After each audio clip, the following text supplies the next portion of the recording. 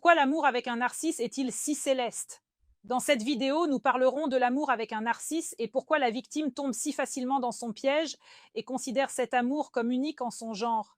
Ainsi, les victimes des narcisses pensent que les narcisses savent donner un amour incroyable. Elles ont l'impression que cela se passe vraiment ainsi.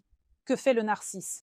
Au tout début, il donne à sa victime les sentiments dont elle a toujours rêvé, car les narcisses savent lire la personnalité, ils comprennent qui se trouve devant eux, quel type de femme c'est, et ils commencent à refléter, c'est-à-dire à donner tout ce dont elle a rêvé, tout ce qu'elle désire. Et à ce moment-là, les femmes se surprennent souvent à penser: voilà, c'est lui, c'est le rêve de ma vie, c'est la personne qui doit être à mes côtés, c'est mon homme, enfin j'ai de la chance. Mais le narcisse n'est pas intéressé par tout cela. Il a besoin d'émotions polaires, et c'est précisément pour cela que le secret de l'amour narcissique réside dans le fait qu'il faut d'abord faire tomber la victime amoureuse, puis la blesser profondément, la dévaloriser, lui infliger une douleur intérieure, de la déception, des rancœurs, toutes sortes d'émotions de manière à ce qu'elle se sente piétinée, pour que le niveau de stress dans son corps atteigne un maximum, pour que la victime ait l'impression que la terre s'effondre sous ses pieds.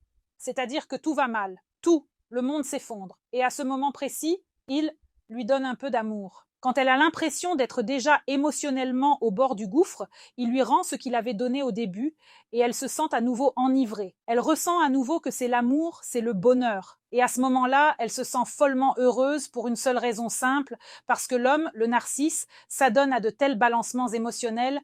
En effet, il est très facile de manipuler une personne lorsqu'on lui crée ces fameux balancements émotionnels.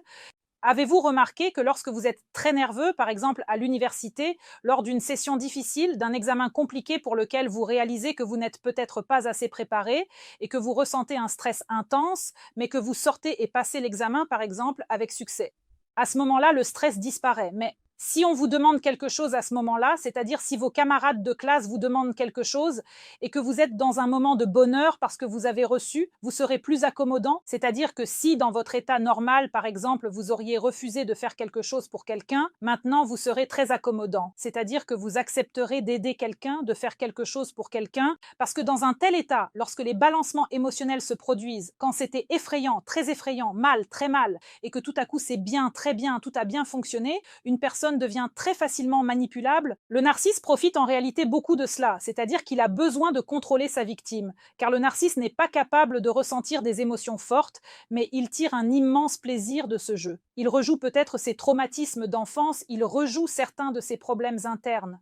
En réalité, la victime humiliée, après le cortisol et l'adrénaline qui se libèrent en période de stress, se trouve dans ce cortisol, dans cette adrénaline, et là, il lui donne un peu de sérotonine, de dopamine et d'ocytocine. Elle ressent alors un peu de ces merveilleuses émotions, de ces hormones merveilleuses, et elle pense, en réalité, elle pense simplement que ce sont des émotions très vives, incomparables à quoi que ce soit d'autre, parce que dans sa vie, par exemple, il y avait des hommes qui étaient, disons, constants dans leur comportement, quand ils faisaient peut-être la même chose, mais ne la plongeaient pas au fond.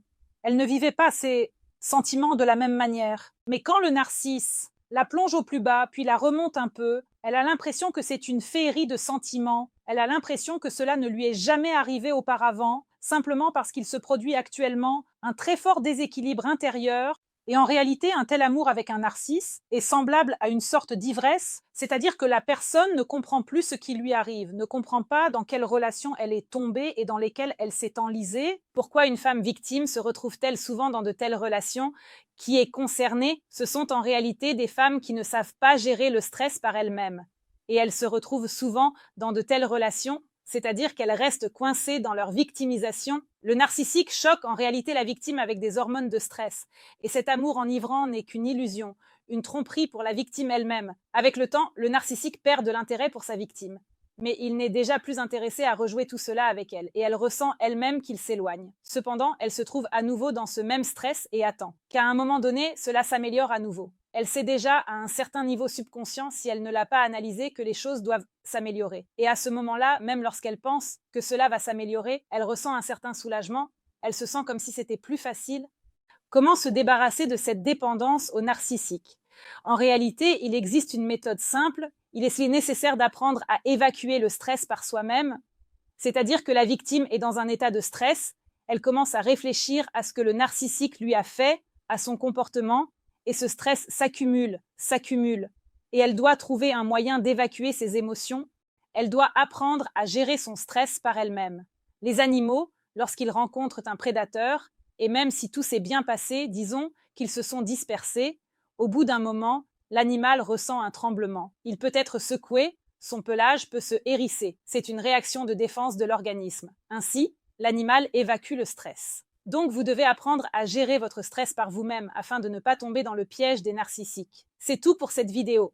C'était moi, Alice Wardomska. J'espère vos likes et abonnements.